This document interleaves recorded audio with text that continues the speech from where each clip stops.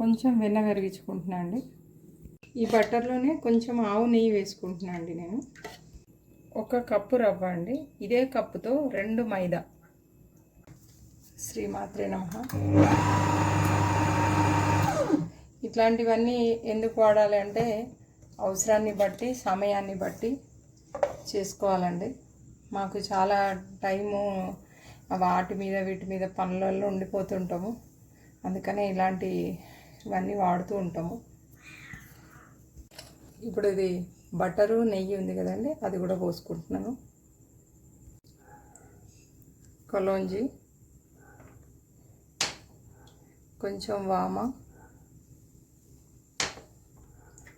అదేవిధంగా baking powder, కొంచెం salt అండి. ఇదిగోండి, ఇది మేస్ ఫ్లోర్ అనమాట, అంటే మొక్కజొన్న పౌడరు. ఇది ఒక చిన్న స్పూనే వేసుకుంటున్నాను, ఇది క్రిస్పీనెస్ కోసం. ఇప్పుడు ఈ విధంగా పెట్టుకోవచ్చండి. మేము కొంచెం మిక్స్ చేస్తున్నాము. రూమ్ టెంపరేచర్తో వాటర్తో కలపవచ్చు. ప్రస్తుతం అయితే నేను ఈ పిండిని ఇలా కలుపుతున్నాను.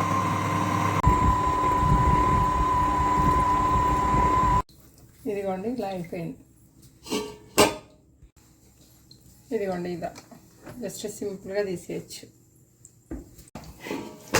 ఇదిగోండి, ఇలా ఒక 5 మినిట్స్ పక్కన పెట్టుకోవాలి. ఇదిగోండి, ఈ విధంగా క్లాత్లో వేసి ఒక 5 మినిట్స్ పెట్టేసుకుంటాను. కప్పు కార్న్ఫ్లోర్ అండి, కొంచెం నెయ్యి వేసుకుంటున్నాను. ఇదిగోండి, కార్న్ఫ్లోర్ స్లేరీ చేసుకున్నాను.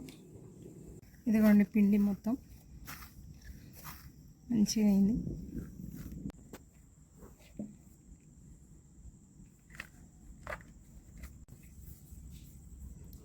ఇదిగోండి, అన్ని ముద్దలు చేసుకున్నాం కదా.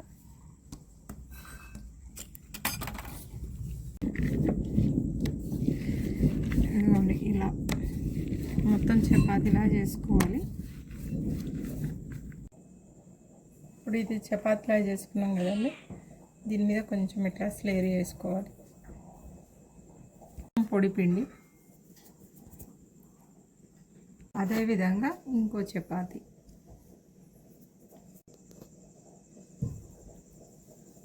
చపాతీలండి, దాని మీద మళ్ళీ ఇలా వేసుకున్నాను. పౌడర్ వేసుకోవాలి. ఇదిగోండి, ఇలా ఫోల్డ్ చేసుకోవాలి. చూడండి, 4 చపాతీలు వచ్చాయి. ఇలా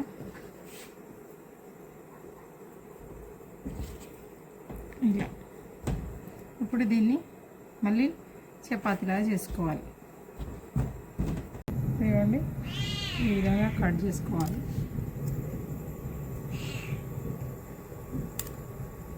ఏ షేప్ అన్నా చేసుకోవచ్చు. పిల్లలు ఉన్నారనుకోండి, మా దగ్గర నెంబర్స్ ఉన్నాయి, అవన్నీ ఉన్నాయి. అట్లాంటివి కూడా ఏదైనా కావాలంటే అట్లా చేసుకోవచ్చు అనమాట, ఏదన్నా ఒక షేప్లో. ఇదిగోండి, అన్నీ ఇలా వచ్చాయి కదా, వేయించి చూపిస్తాను మీకు. ఇదిగోండి, చేస్తున్నాము. చాలామంది అనుకుంటారు మైదా అంటే మంచిది కాదు, ఇంకొకటి మంచిది కాదు. మీరే బాగా ఆలోచించండి. అన్నీ ఏవి మంచిది కాబట్టి ఏది తినాలి, అలా అని మీ ఆరోగ్యాలు చూసుకుంటే పిల్లలు ఏం తినాలి? ఏదైనా కూడా అమ్మవారి మీద వదిలేయడం, ఏదో దేవతాశక్తి మనల్ని కాపాడుతుంది అనుకోవడం, ప్రకృతిని నమ్ముకోవడం, ఇవే చేయాలి ఇప్పుడు. అంతెందుకండి, ఈరోజు కూడా మేము 3 ప్లేస్లు మార్చాము ఈ వంట చేయడానికి. ఎందుకంటే కొంచెం వర్షం పడింది ఇక్కడ. అదేవిధంగా చిన్న చిన్న సమస్యలు రావచ్చు, దాన్ని వేరేలాగా తిప్పుకోవాలి. కానీ మనకు పిల్లలకి ఇవ్వాల్సినవి ఇవ్వకపోతే వాళ్ళకు కూడా మనసులో అరే మా ఇంట్లో చేయరు అనే ఫీలింగ్ కూడా కలుగుతుంది. ఇప్పుడు అంత వయసు అయిపోయిన తర్వాత మన డైటింగ్లో అవి ఇవి అని చెప్పి చేసుకుంటూ పిల్లలని ఆపడం కూడా కరెక్ట్ కాదు కదా.